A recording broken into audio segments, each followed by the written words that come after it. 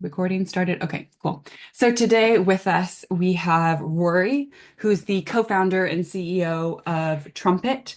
I don't know if you guys have come across Trumpet already. They have a fantastic LinkedIn presence. And Rory does, and actually your whole co-founding team does as well.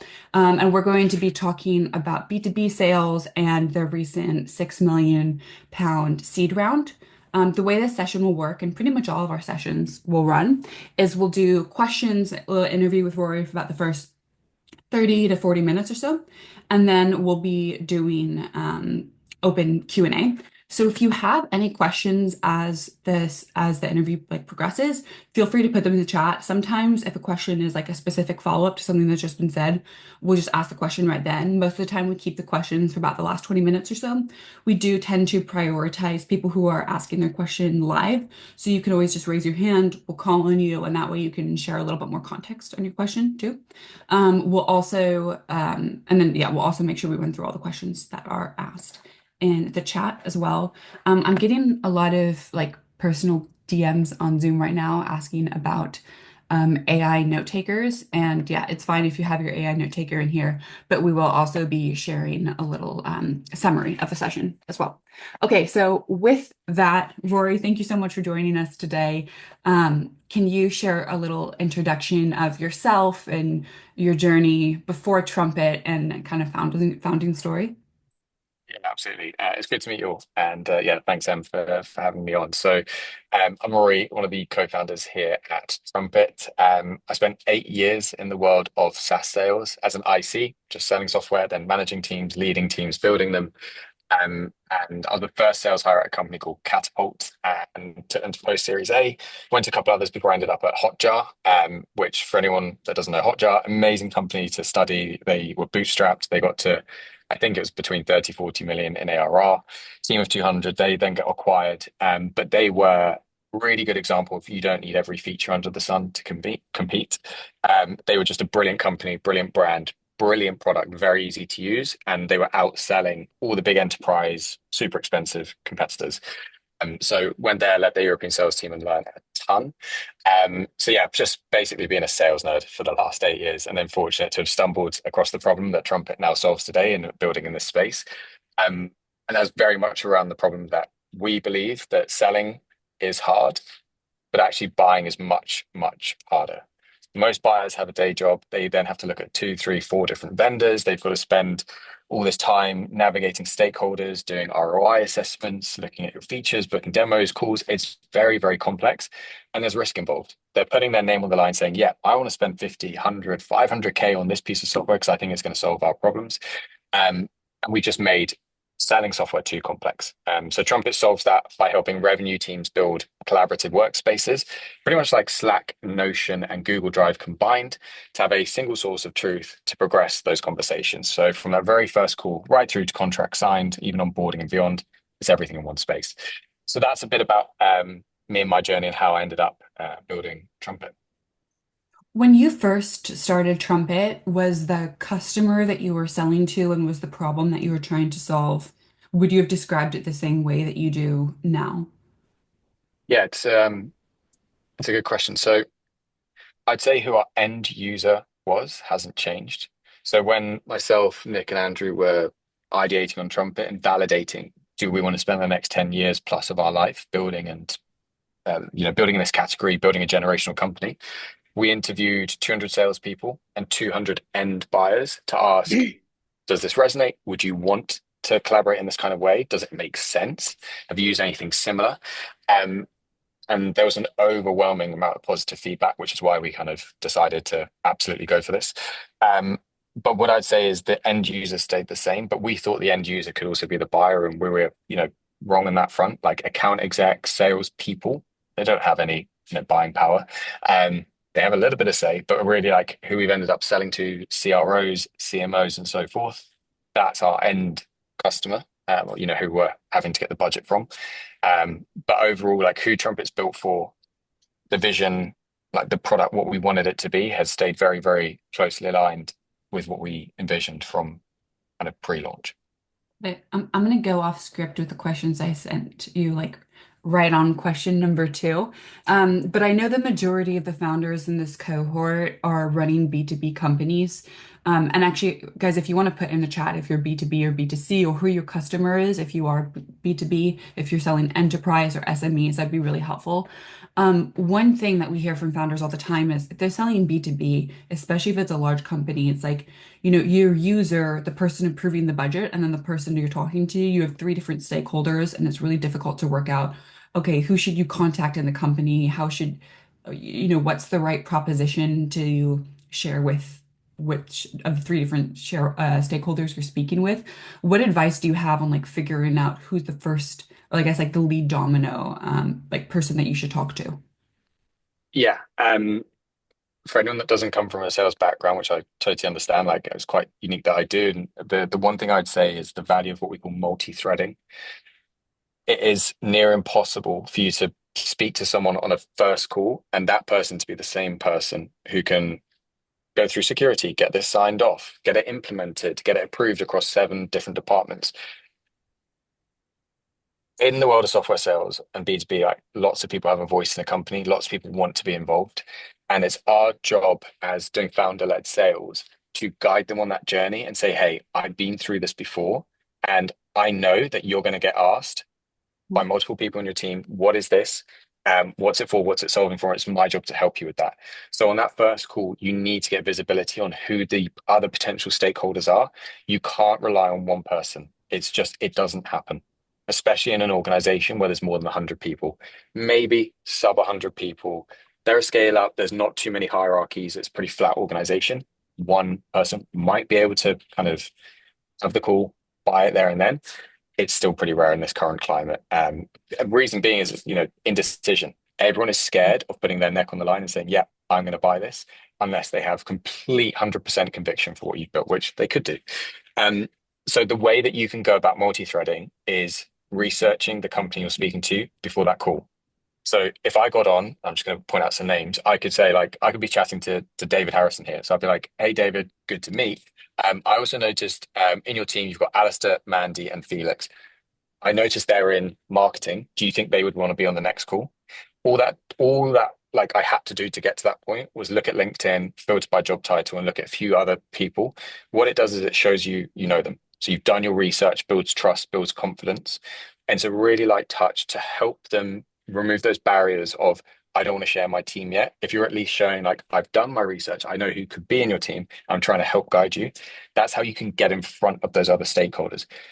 But the main thing is you need to multi-thread, and you need to make your champion, that person you're speaking to, aware that they can't take this all on their shoulders because it is a project. There's going to be lots of people involved. There's lots of steps and things that they won't want to do, legal, security, implementation, and so forth. So you just have to be upfront with them and say that, like, I'm not trying to, go around you or anything. I'm trying to help you. That makes so much sense. And I like that phrase multi-threading. I like that. Also, a big problem that we see, and I'd be curious to hear how you thought about this with Trumpet, especially early on, is when you're pricing, especially in the B2B world, it's so difficult to get a ballpark on what people's budgets are, where your competitors are priced, because unlike consumer space, usually the pricing isn't on the website. How did you, I guess, like, how do you figure out the right pricing? What are the questions that you're asking to try to work out people's budgets? Or did you just have a price in mind and we're clear that, this is it?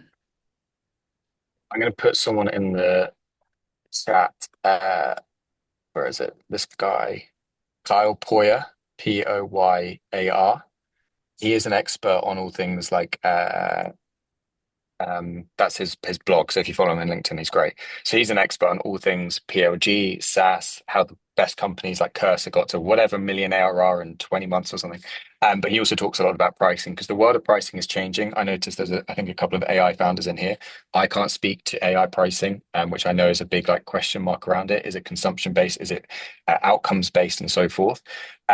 What I'd say is like you're never going to get your pricing right. There's always going to be customers who are unhappy with it or think it's too expensive. And there are going to be lots who also say it's too cheap.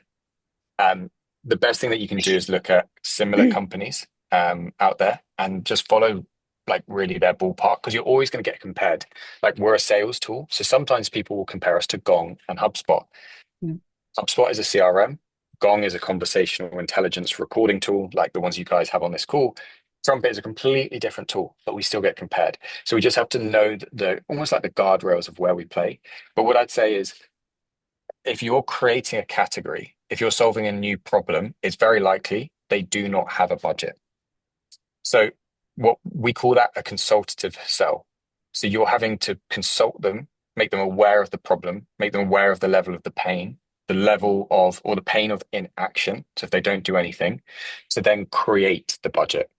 It's an uphill battle. It's really hard. And I've been doing sales for 8 years, even in Trumpet. So how can you help them understand that process of where does the budget live? Who do I need to speak to? How can I unlock it? To get them to do that, they need to be so excited by what you're doing. And they need to have full conviction that this is something that's going to solve their pains. And they need to jump on it now, not tomorrow, not next month. They need to get going. And the other thing is, we often think that a champion, we often call in sales like the champion, the person we're speaking to the most, is the person we speak to on the first call. It's not the case. If you just ask AI, what is a champion in sales? It's someone who's bought before. It's someone who will make the introductions to the right and relevant people. And it's someone who's going to be giving up time on a regular basis to help you navigate the complexities of their organization. So selling in B2B, how do you price, understanding their budget? Sometimes you can't understand their budget. So I know that's not the most concrete answer that many of you'd want to hear, but you're going to probably change your pricing and your plans and your packages every 12 to 18 months, and that's a good thing. No SaaS provider out there or B2B company has had the same price for more than 2 or 3 years. The market's changing, your product is evolving, it's getting more comprehensive, you're adding AI to it. Therefore, the cost needs to reflect the value of your solution. Um, if you do sell to organizations that are like mid-market, kind of several hundred employees plus, to enterprise, several thousand, don't be afraid of charging a good amount for your product. It's justified, especially if it's delivering measurable outcomes and ROI, you can tie it to that. You mentioned something that we hear from founders all the time about when you're selling into a large company and they have the budgets approved a year in advance and they know how much they're spending on what. Like you said, if you're building a product in a new category or that solves a different pain point, that might be a real problem, but there's just not a line item in the budget for that. And we had, I think it was like the head of growth for AccuRx or something, and he talked about when they first launched, they knew the problem that they were solving. Like it was very clearly defined, but there was no line item. So they ended up finding like a really simple feature that was on an existing line item and then just adding that into their product. So at least it could like tick that box and it was kind of like a gateway into the program. Mm, Obviously, like if your company is 1 to 3 people, adding on any feature, no matter how small, is a pretty big decision. Um, but that's useful. One last follow-up, and then I want to move on to Trumpet's growth and your seed round is how did you like what questions were you asking to figure out where you would fit in people's budgets, like what they were already spending money on, and then also how do you get someone so excited about your product on like yeah. a 20-minute intro Zoom call? Yeah. With the budget, like our budget's been set, what I would say is for large organizations, there's usually like a threshold, like 20 or 50K and above. That's where it has to be signed off by CFO or finance. That's where it's already been planned. There is a saying, there is always money down the back of the sofa. And if you can maybe take a land and expand motion, which we did at Trumpet, every customer counted for the first 3 years, big or small, 1 seat, 10 seats, or 100 seats, like they all counted. And I was on all those calls. I went the extra mile because it wasn't really so much about the monetary value. We were creating a category, creating a new way of collaborating. So we needed as many people using the product. That was more valuable than whether they were spending 1K or 20K, to be really honest. Obviously, that's changed today. We're growing, we're trying to create predictable revenue growth and everything like that. But if you can focus on like a team using it or a department or a region, it doesn't need to be a company rollout. Or maybe you can offer us a pilot, a paid pilot. Don't do it for free. Your time is valuable. Their time is valuable. Get them to put the money where the mouth is. There is always money that can be unlocked. If you are selling enterprise software and it is several £100,000, it is different. It will be a long sales cycle. But I'd say maybe for the most part, I can imagine that there is a world where some of you can at least help them crawl before run, which is a saying we always say. We don't go into when we sold to HubSpot, for example, who are a customer, we didn't say you have to sign up every single salesperson around the world because that's crazy. There's like 2,000 of them. We started with a region. We've got the success. We've created FOMO across the rest of the organization and proven like the value. And now it's growing from there. And that's how you can do that. Sorry, do you mind repeating the other question that you just asked off the back of that one? Yeah, how do you get someone really excited about your product in like that first introductory Yeah. intro call? Yeah. So everyone on this call, you have something very, very unique in terms of how you can sell, which is you are a founder. People love to find the this idea that no one had heard of, like back the founder, like be supportive, and you have to play that to your advantage as well. As a founder, you don't need to do as many of the like sales tactics and tricks and like deep, deep, deep discovery. Like you still need to do discovery. By the way, discovery is what we call asking the right questions to really understand why they joined that call. What are their business pains? How can you help them? What are they currently doing today? Um, so you can't just jump straight into here is our product, isn't it amazing? Because your product could do lots of different things. It could have lots of what we call different value drivers. These are ways it can benefit their business.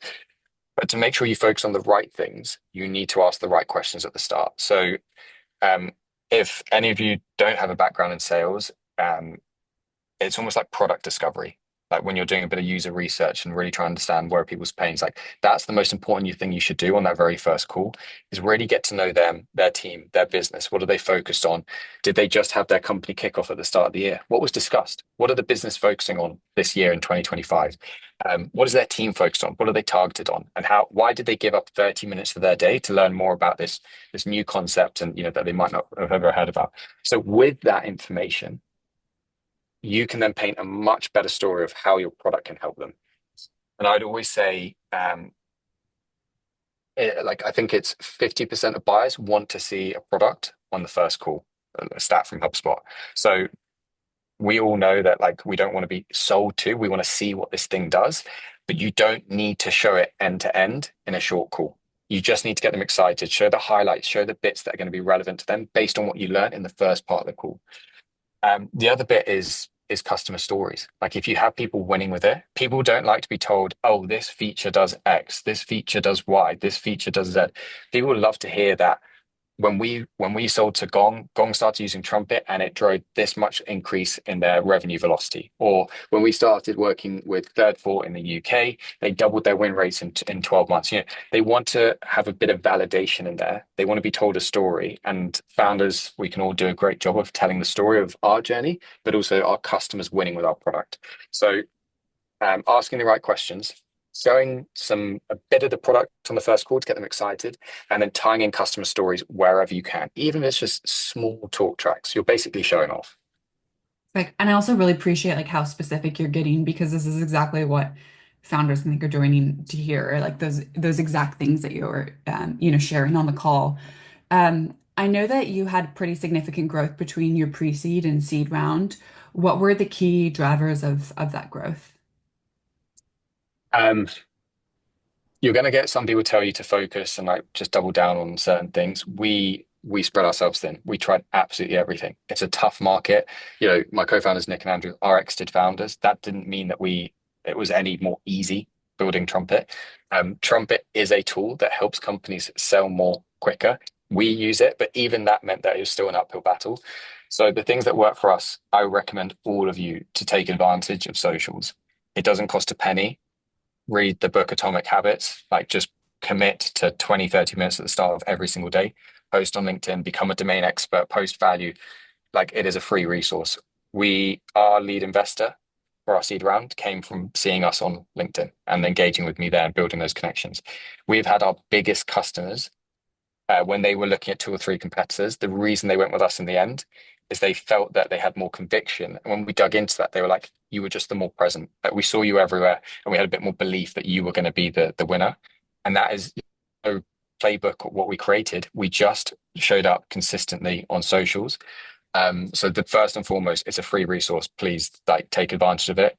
You can tell on this call, I have a very monotone voice. I'm not the most exciting person in the world, but I don't need to have that on LinkedIn. LinkedIn is free. You can be very engaging and customers, partners, referrals domain knowledge, like I just really, really encourage that. So that's one thing.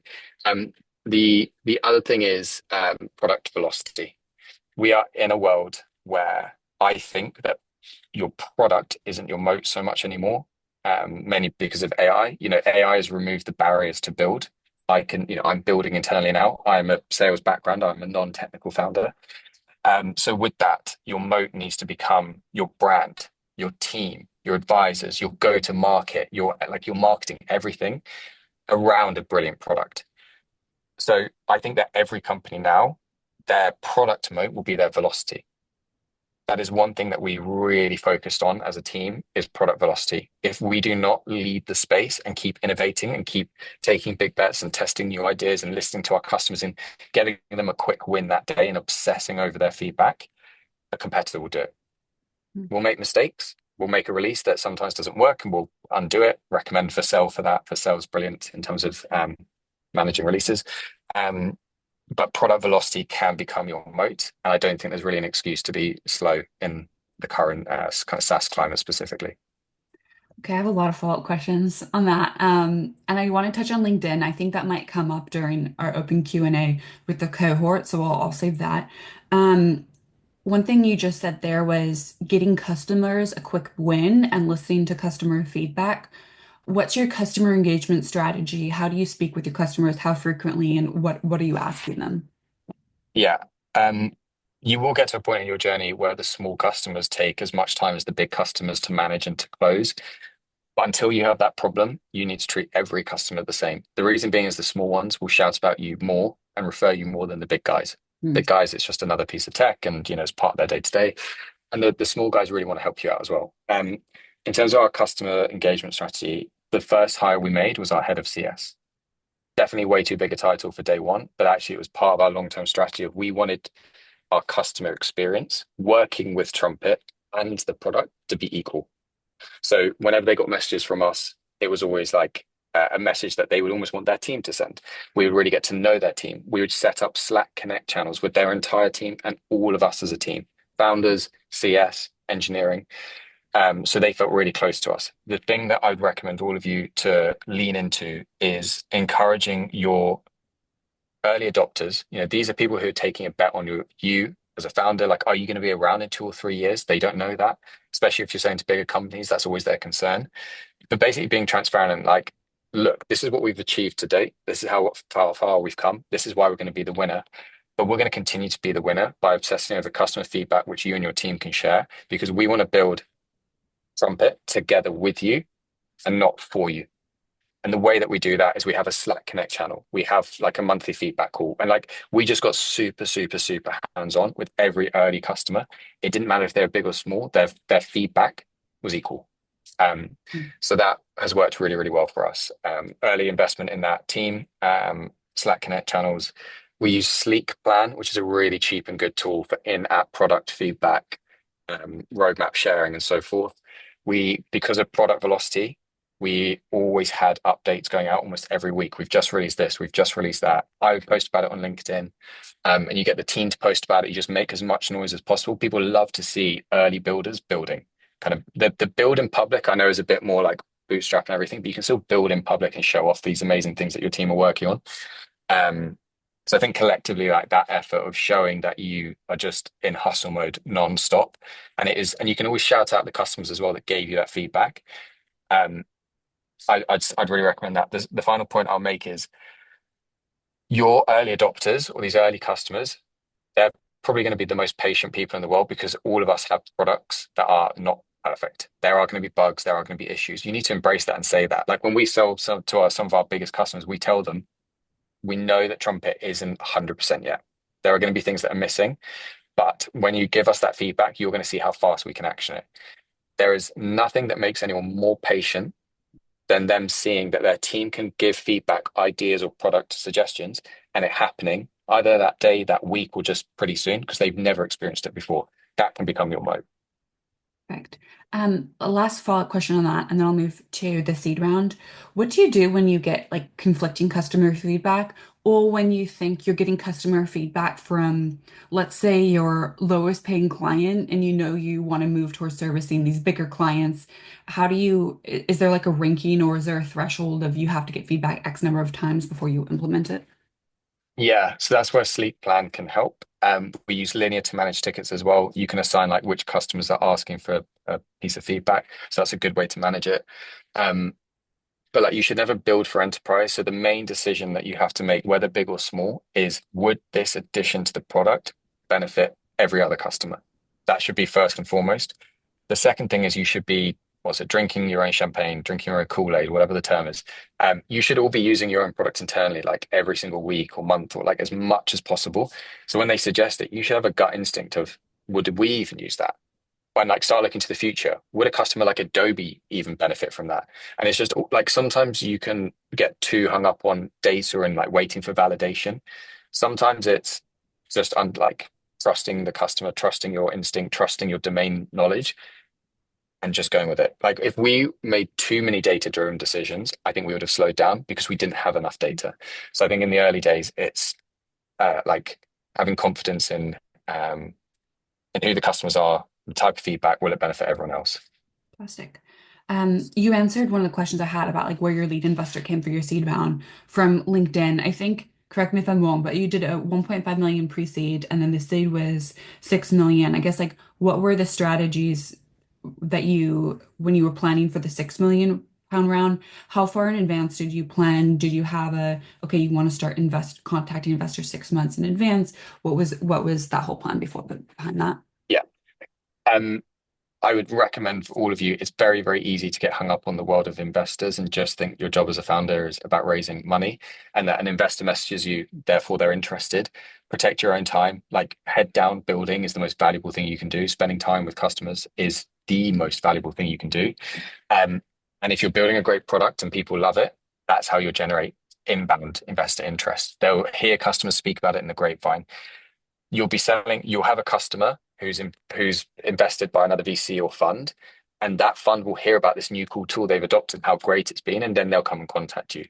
If you build a great product that people love, that's how you can generate that. I know that's easier said than done. And we had that to a degree, but it didn't mean that we then flew through our round. But just don't make sure you don't spend outside of fundraising season that you spend lots of time with investors. It's a time sink. They just do it to kind of tick off part of their, meeting quotas and things like that. Um, what I would say is basically kind of we prepared for our 6 to 8 weeks in advance, and we made sure that when we were approaching it, we went in with conviction. You need to go into a round full of confidence, knowing um, why your product is the best, why you need the money, why you're going to be the next generational company, why you're going to be the market leader, um, because you're going to get lots of no's. We had Nick Andrew, two exited founders, plus me, plus brilliant customers, plus brilliant metrics. It was not a walk in the park. It was still hard. It was still 2 months of non-stop meetings every single day. So you have to, for your own mental well-being, is going with conviction because you're going to get knocked down again and again and again. But 6 to 8 weeks in advance, start prepping, building a map of which investors are actually a fit. Who do I have first or second degree connections into? Who have invested in our domain before? Whose fund size is the right size? If they're like a $5 billion fund and you're raising a seed, probably not right. And then looking at their typical ticket size as well. Again, AI is beautiful because it can help with all of these questions. And then the other thing is build a tracker. So you're tracking every VC, which ones you've met, when you've met them, the feedback. Is there a follow-up meeting? You can do this on Notion and so forth. And then have a concrete number in your head of how much you need to raise, why, and really where you want that valuation to get you to in terms of dilution. But ultimately, all of this, for me, I was treating it like a sales process. So I tried to have as many meetings as possible in as short a time frame as possible, so I could just get back to building. You don't want to turn your life into raising money. It's not good for you. It's not good for the team. It's not good for the business. And if you can go in with conviction and a clear plan, which your current investors and angels should help you to kind of put together, um, that's how you can successfully raise in terms of process. Can't say that will then determine the outcome, but ultimately, like You want to create FOMO. You want to get investors excited. At this early stage, they're backing you, they're backing the space, they're backing the momentum. They're not always backing the product where it is today. They want to see, are these the people that can get this product to tomorrow and the next 5 years and beyond? Fantastic. We're going to move to questions directly from the founders in about 10 minutes or so. And I just want to say, founders, so usually the way we format what questions we ask the speakers who are joining us is we'll look at your weekly updates, which we'll tell you more about later, hear where you are, hear what your challenges are, and then that's kind of like what shapes the script, quote unquote. But because it's the first session, we've based the questions on what you've put in your application form and doing a little bit of digging on you guys or stalking. That sounds weird, but it helps us understand where you're at and make sure we're talking about stuff that's relevant for you. Of course, it's the first week, so we're still getting to know you. Please make sure that you ask whatever questions you need in order to get the most out of each session. So if you want to ask specific questions, or let's say like you're trying to talk to enterprise customers or SMEs and you don't know who the right person is, you don't know like what the right subject line to put in an email to get their attention would be, like this is the time to ask, and don't be afraid to ask something that's like specific to you because chances are it's actually probably relevant to the rest of the cohort. So I'll just say that. And yeah, please stop putting questions in the chat too. Um, so we're going back to that seed round. Obviously, you guys had like fantastic growth between the pre-seed and seed round. For founders who like maybe let's say they did SEIS like friends and family round, and then maybe they're doing the next, I guess, like pre-seed round, and it was, they launched MVP, had it pivot a few times, like it didn't go straight up to the right as they were hoping. How do you create like a narrative that would resonate with investors, and like how do you create conviction when maybe it's been a little bit of a bumpy 18 months? Yeah. Um, our journey wasn't linear either. And like grateful for our journey to date. Like I'm proud as well. But what I would say is I don't think many companies have a cursor-esque hockey stick after sub a year or anything like that. Investors, I think at early stage really are backing people. So if they can see authenticity, and if they can see self-awareness and they can see how you overcome obstacles, problems, like how you navigated a pivot and why, that gives them more conviction that this is a smart person who doesn't just chase a dream for the sake of it. Like they're trying to build a business and they're very aware of how to do that as well, and that it isn't a linear path. So I think actually, if it's been bumpy, highlighting it, don't spend tons of time on, like, you don't need to labor that story, but just being like, here's where we've come to date. Here are the learnings. Here's why we pivoted, and here's the success that we've seen since. You've still got to play it into a positive. It can't be seen as a we're struggling, we're not really sure what we're doing, but you need to help them understand that like you've made the right decisions to date to get the company to where it is. Um, Again, they're looking for signals, they're looking for customers, they're looking for product signals. Like what have you built? What's different now that's unlocked like exponential? It might not even be revenue. Maybe it's adoption in the platform. Like our weekly active users or daily active users have skyrocketed, or now our inbound has increased, or the conversion, self-serve conversion rate was at 0.5%. It's now at 2%. What if we could spend more time building X, Y, and Z features? So they're looking for signals. They know it's not going to be a perfect narrative this early on. But if you try and hide behind it, I don't think it will work in your favor, because when they do their due diligence, they will find out. They will be doing back channeling, they'll be speaking to people, they'll be speaking to existing customers.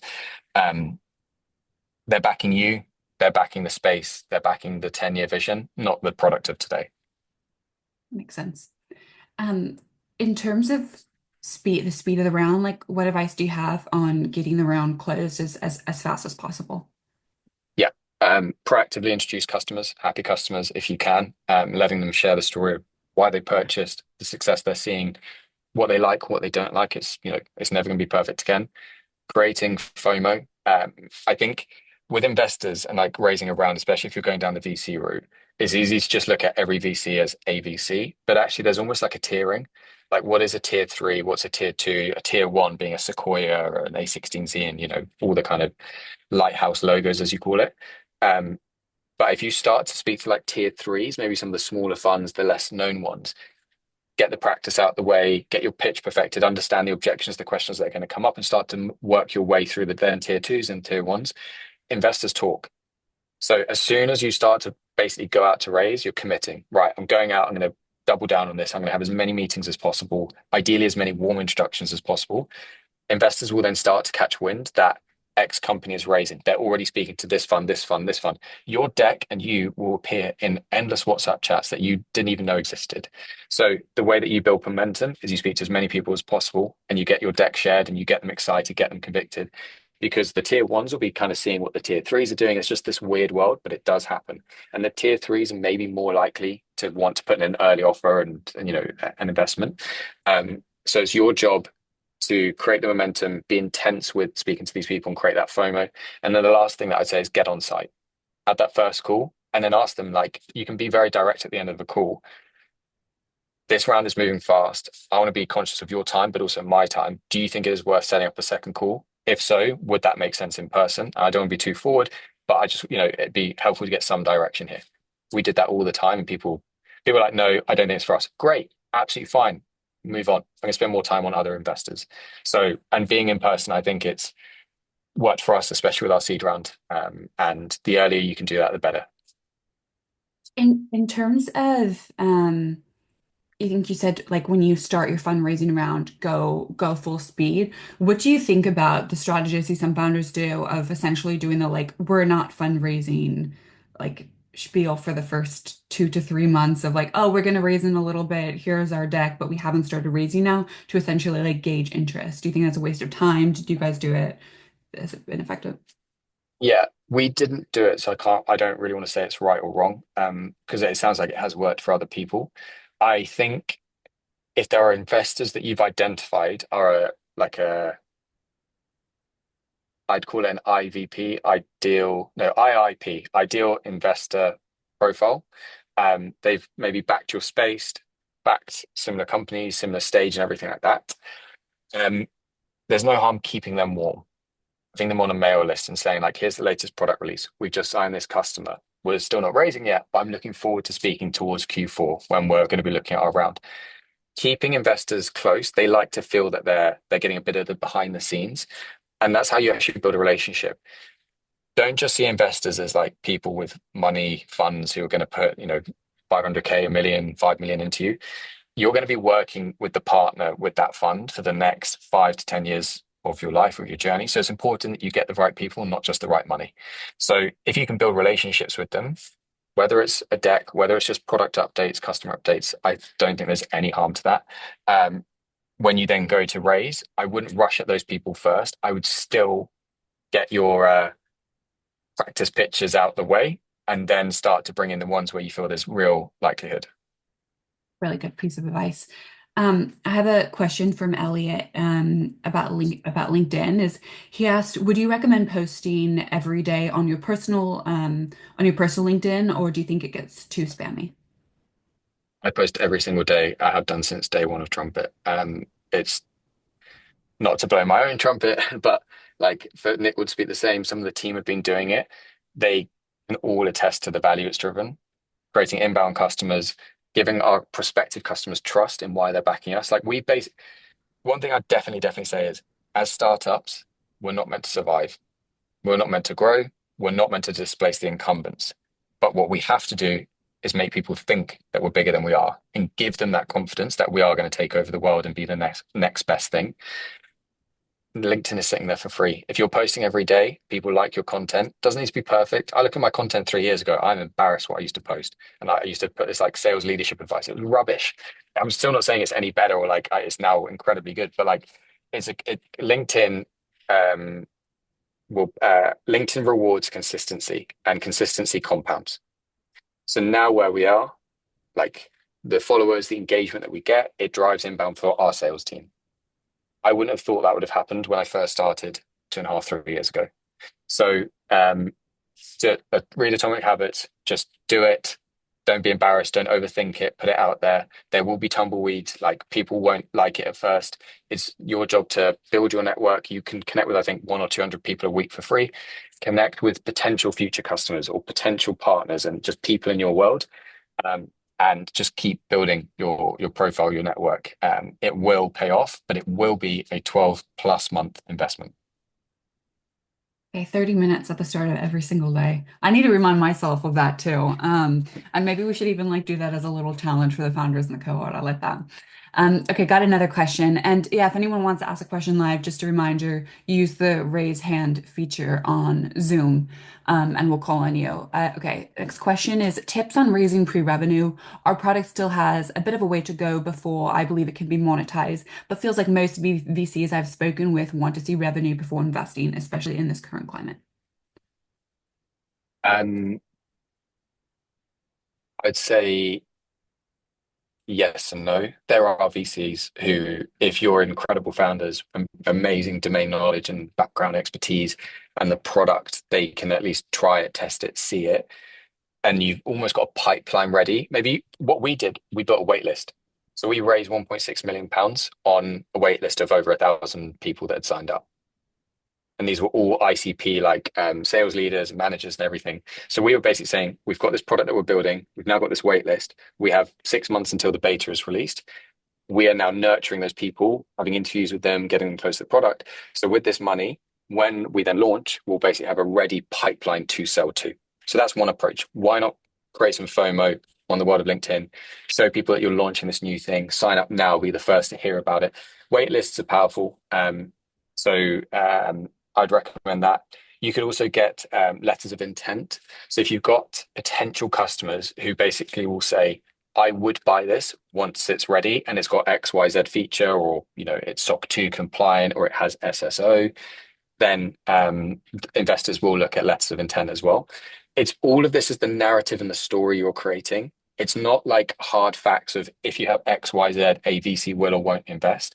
It's a collective narrative of how far have you come? What's the velocity? What is the team? What's the background? What's the space? Who's interest? Why are they interested? Where is the product today? What's the gap to where it needs to be tomorrow?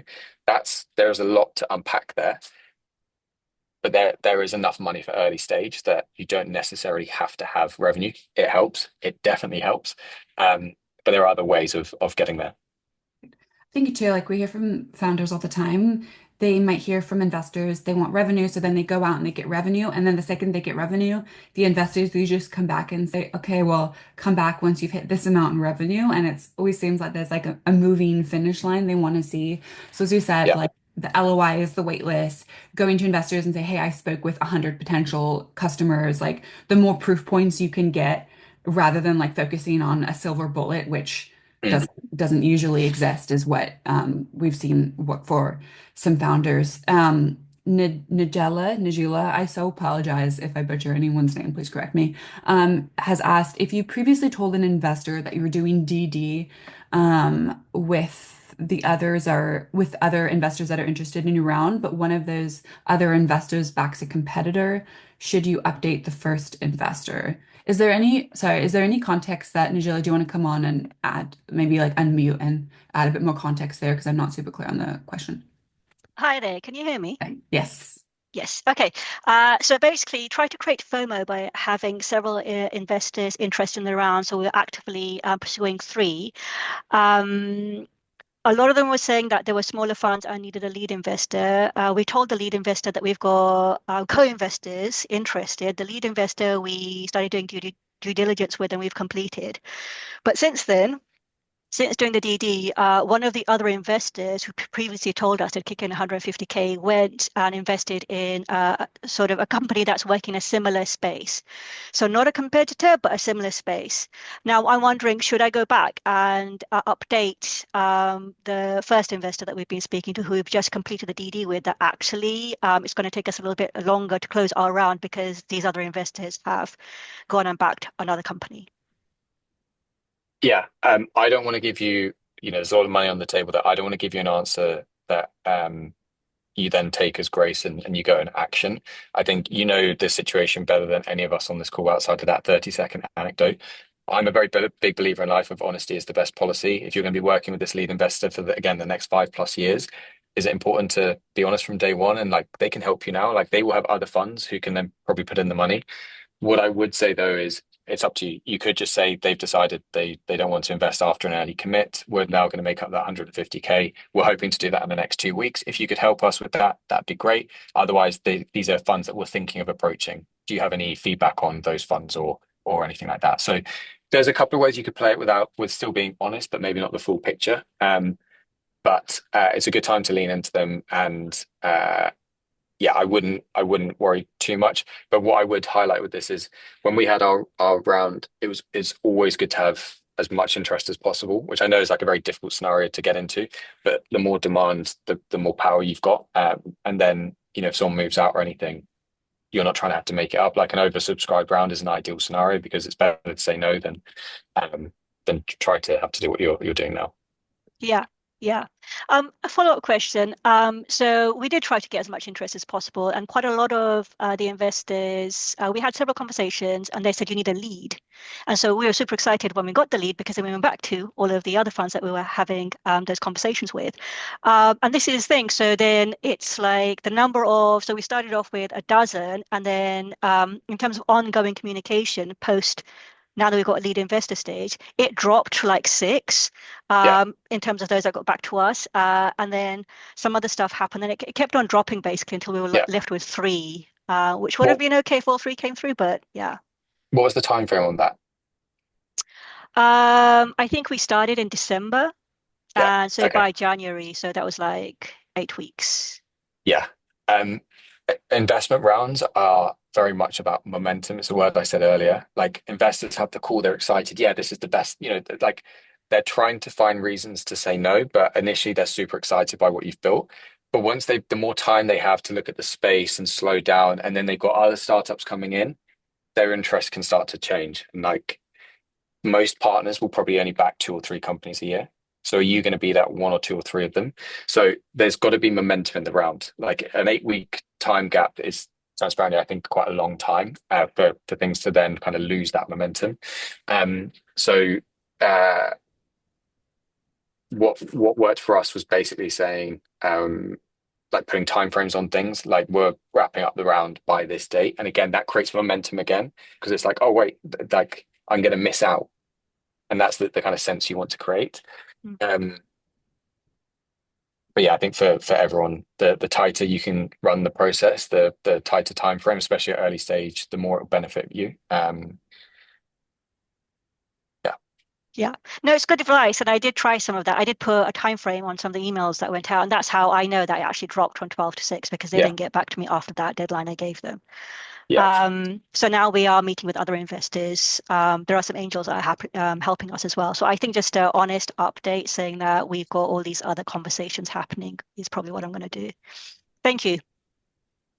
All We're good. going to on Thursdays each week we have investors joining our call, and that's a time to ask these sort of like questions that you have and like how do you control the narrative with investors? Like how are you honest, but how can you put a spin on it that you still is able to like capture their interest. So we have, I guess, like a kind of safe space with investors on Thursdays too. So that might be a good time to ask your question as well.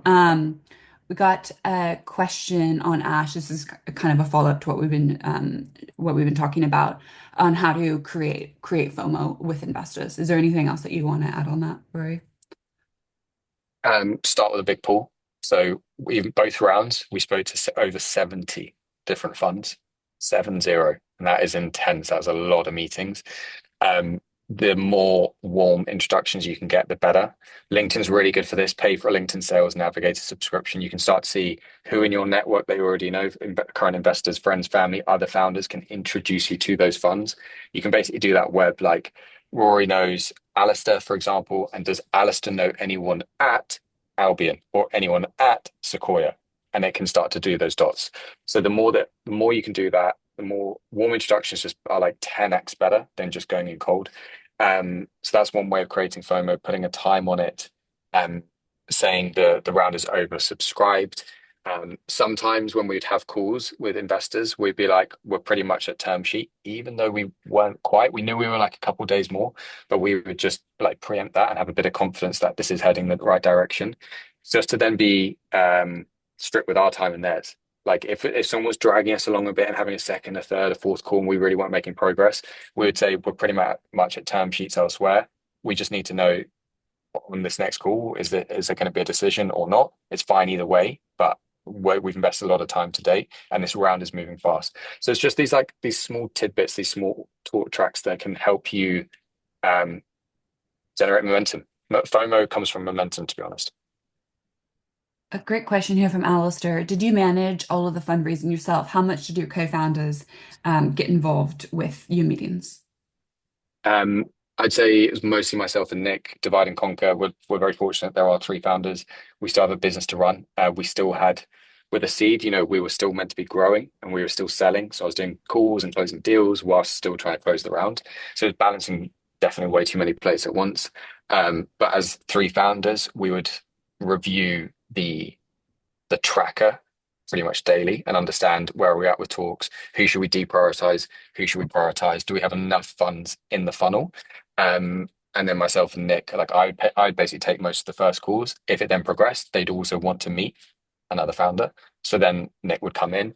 Um, but yeah, divide and conquer. Nick also had his own network of investors, so he would speak to some as well.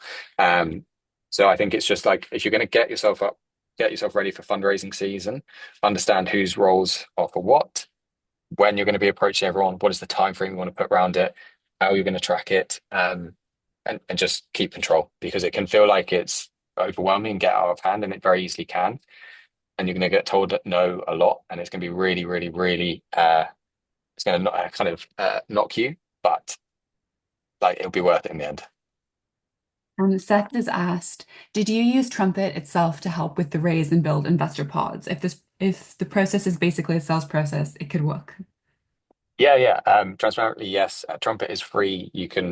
Like it has that same like docs, and this isn't me trying to sell you guys Trumpet, by the way. Like I'd love to support all of you, and hopefully it helps with your fundraisers. But very simply, Trumpet helps you build microsites where you can put docs, videos, Zoom recordings, your calendar, anything and everything. And there is a free plan where you can do all of that, and then it's secure. So it's like sending a doc send. You're going to know who opens the deal room, which is what people call it. The data room is another term for raising funds. And it means that you can put in more than just a deck. Intro video to you, some customer logos, your calendar if they want to book in. But yes, we did use it to raise. We then also used it for the due diligence, the actual data room where we housed everything, because there was a lot of information. I remember when I think you guys had that as like a use case on your website at the very beginning, because I remember looking into that and thinking like you can essentially, not that I'm trying to like promote you guys, although it wouldn't hurt, but like, you can essentially like control the narrative of what that individual investor experience is like. So when you're especially speaking with angels who someone might be really financially driven, some might be mission driven, you can control their experience so you can make sure that their page is more targeted to kind of what profile they fit under, which I think is Yeah, like a really fantastic use case for founders. definitely. Yeah, we had different versions for larger funds, for angels. Yeah. Sense. Okay, Brian has asked, we're selling enterprise software to financial institutions. How can we tell early if an enterprise is serious about buying, not just exploring? Understanding if it's a conversation or a project. So a conversation is, yeah, this looks cool. Oh, I could see this really helping, but is it tied to a team pain? What are they experiencing? And also business level pain. If it's not business level pain, are they really going to prioritize it against all the other million things that happen to companies of that size weekly, monthly, yearly? Um, is the person that you're speaking to senior enough, and have they bought software before? And have you asked them outright? There's probably now 3 to 6 months ahead for us to help bring this to life and get this implemented. Are you prepared to go on that journey with us and for me to help you get there? So I think it's testing your champion, understanding how this ties to the company pains, not does this person think it's cool, and understanding their procurement process. So if you were to purchase something, what does that journey look like? Do you need our servers to be in Ireland in Europe, like ours are, AWS? Do you need us to be any level of certification, SOC 2, Type 2, ISO, or anything like that? Do you foresee any obstacles that could prevent this from happening? Asking those difficult questions are only going to help you and your champion and bring this to life. Because you could go on a 6 month journey, which we did with a global FTSE 100 company, and we invested hours into it. And on the day of signing, it didn't happen because we didn't bring in the right person. Leadership changed and it all fell apart. We didn't do our research. We didn't multi-thread. Our champion wasn't senior enough. So this can burn you. And that's coming from someone who spent 8 years in sales. I should have known what I was doing and I still didn't. We get what we call happy ears. Someone sees the product. I love it. You're amazing. This like it's so cool, your story, how you've been on this journey. Like, I want to back you, I want to help you as a founder. And like, we get that a lot. You're all going to get that. But you need to push back a bit and say, what could prevent this from happening? What do you see happening in the next 3 months for the business where this could change as a priority? So useful. Thank you. I'm going to try to get through two questions. Kat is going to ask a question live, and then I'm going to take one other question from the chat, and we're going to try to do that in the next 2 minutes. So Kat, do you want to Thank take you. Thank yourself you, off mute? Rory. I've learned a new word, product velocity, and I've already slacked it to my whole team and said our product velocity is not strong enough. So thank you. That's great. So I raised pre-seed last year in October, and then I launched the world's dodgiest MVP in December, which was a total disaster. And anyway, we relaunched in March. And since the relaunch, we've had like 25 paying customers on the 18th of March and like made £10,000 in March. So now there's very strong signals, but my runway is quite short. So I've spoken to the investors who've invested. I invested with SVC Capital, and I've got some other investors who've asked about like my seed round. But I think to get to seed, I need to probably raise an ASA in between to get me to, sorry, to get me to a stage where my KPIs are strong enough and I've proven that I know where the growth is coming from through the marketing metrics. How would you approach like a ASA versus a seed round? And do you put a deck together saying I'm raising an ASA now just to bridge me to get to this like 250 paying customers by the end of 2025, and then I'm going to raise seed? Like I understand I probably have to manage the optics and the narrative really well. So yeah, any advice on that would be. Yeah. I don't know the round sizes, but I don't know if you necessarily need to frame it in that way. It like there's still like sometimes seeds are considered bigger than they actually are. Like sometimes it can still be as early with the metrics and number of customers you've got. It's just the types of investors will be different. So I don't like it calling it a bridge round and everything like that. Sometimes there's signal risk with how people interpret that. So it's more about like, why not go in with the conviction of, we've pivoted, we've now got this product, it's moving. We've got this number of customers, our pipeline looks like X. We feel like we can get to this revenue milestone in 6, 12, and 18 months. And all we need to do to get to that milestone in 18 months is whatever, £1 million, for example. It's not, it seems like crazy money at this early stage, but it isn't. There is a lot of money, dry powder sitting there, as they say, early stage investment. So, yeah, I'd be slightly hesitant before you go 100% down that route of like, actually, is there a different story to tell? Oh, that's very good. Okay. Thank you. I haven't thought of it like that. Thank you very much. All right, we're going to take the last question from Josh. And he has asked, in terms of pivoting in the early days and finding product market fit, how did your founders know and agree when you had achieved product market fit? And how did you stay disciplined to focus dev slash sales slash marketing efforts there instead of Yeah. elsewhere? Yeah.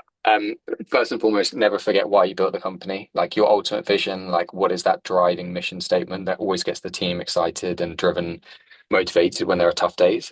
You're going to hear a lot of talk about founder-led sales, getting your first 10, 100 customers or getting like a million ARR by yourself. It's not always as like black and white as that. I think it does hold weight. You, as founders, never, ever, ever, ever stop selling. Stay as close to those prospective customers as possible because you'll learn a ton. And I think the longer you do that, the better. But for us, there were three signals in terms of finding product market fit. The first was when we started seeing customers self-serve, which might not be true for all of you in terms of capability, signing up to annual plans and then organically expanding. That was a good signal. Even if they were like 30-person size companies, they signed up one seat, they added two or three more, and then they had another five. That was a good signal for us that people were able to use our product without us having to give sales or kind of CS touch. The next was when customers started organically referring us. They loved the product enough, they were getting enough value that they would then come in inbound and say, I want you to meet so and so because I think you're going to love this product. And that's, if you create a product that people love, in their work life, they love this product. That's how you can generate organic inbound. And when we had a true ICP fit companies coming inbound. So not referrals, inbound. So if people like signed up to the wait list, booked a demo, or created a free account, and they were not who we wanted as customers.